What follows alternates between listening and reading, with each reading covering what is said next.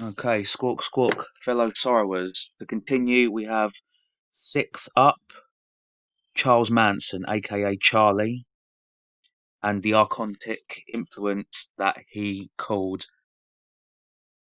the Now. People look at you today, 20 years later, and they still have no idea what you're about. Tell me in a sentence you are. What you're about. Tell me in a sentence who you are.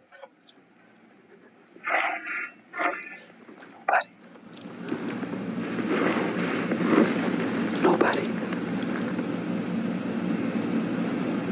I'm nobody. I'm a box private. A hobo. In a straight Boxcar and a juggle. if you get too close. In a straight. Seventh up, we have Gilles de Rais, aka Bluebeard, and the archontic influence that he called Baron. The race sent out Blanche to find anyone who knew about alchemy, as well as the summoning of demons. Blanche was able to find a cleric named Francois Prelati in Florence, and persuaded him to return with him to France, so that he might teach de Rais in the ways of the occult. Using books provided to him by Prelati, de Rais chose to begin experimentation with the occult in the lower hall of the castle, attempting to summon a demon named Baron. De Rais was said to have failed several times with the summoning, until Prelati explained that Baron first required an offering in order to achieve the attention of the demon and warrant a visit from him. This offering would come in the body parts of children. In his confession, de Rais mentioned that the first assaults on children occurred in the spring of 1432 and the spring of 1433. There are quite a few twisted accounts, though few records to actually back any of them up, other than his confession. In one account, he ordered the killing of several children after having lured them to one of his properties in Mashkow before sodomizing them.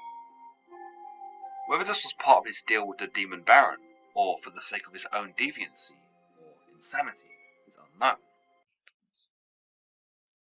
Eighth up, we have Jeffrey Dahmer, aka the Milwaukee Monster, and his archontic influence that he called the Obsession.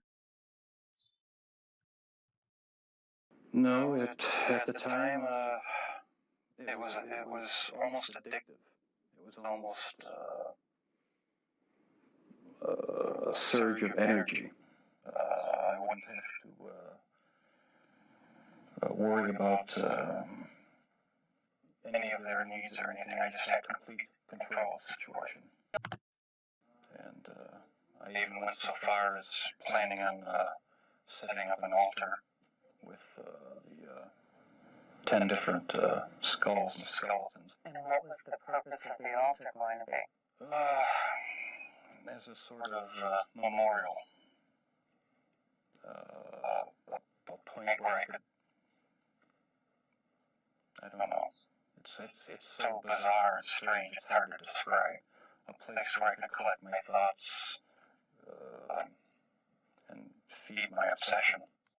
Do you still feel those same urges? Do you still feel that compulsion, that obsession? I wish I could say that it just left completely, but no, there are times when I still do have the old compulsions.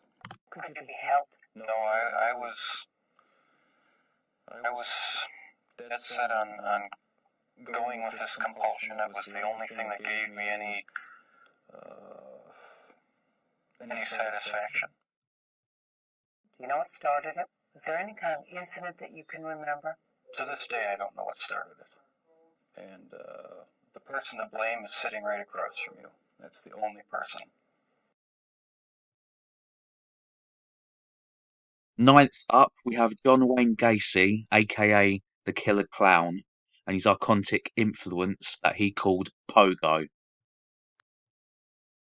Normally, clowns have friendly carved features, but Gacy painted on sharp, harsh edges. He called himself Pogo the Clown and started showing up at the local hospital to do magic tricks for the children who were sick. When he was Pogo, he could do all the things that John was not allowed to do. This escalated to giving in to his indulgences again, burying his victims in the basement. Gacy is a 36-year-old building contractor who reportedly dressed like a clown to entertain a children's party.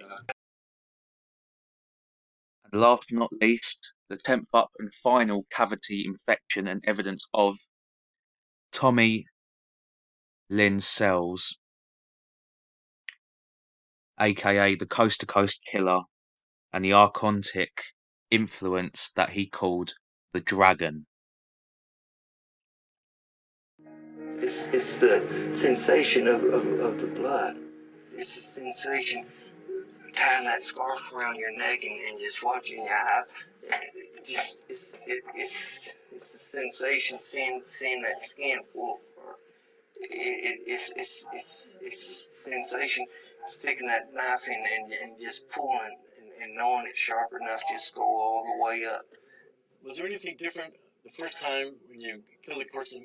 Was there a different rush, a different feeling? That first one, I can still see it in slow motion. And each one after that became more Speeded up?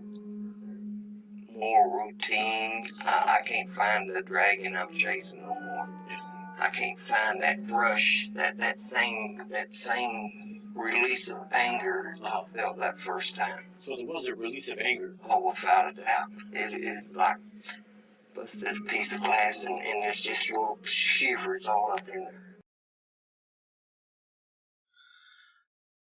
Now, to finish up, finalise, conclude and summarise, I just want you all to know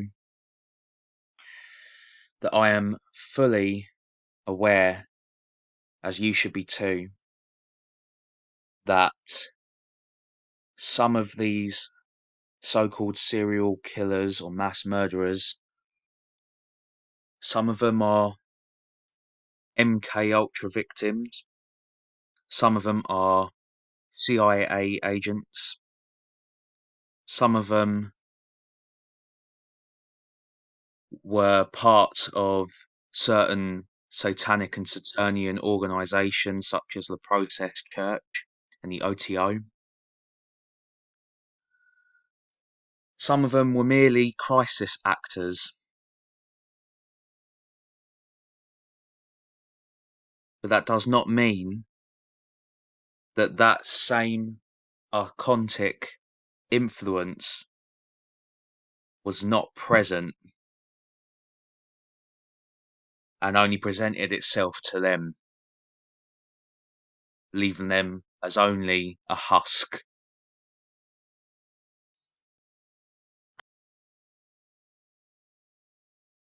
To take the fall alone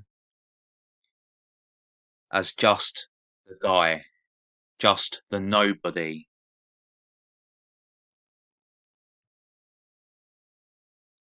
and the only one that should be blamed, no matter how devastating their actions were. There was something else afoot there, helping them along, stringing them along,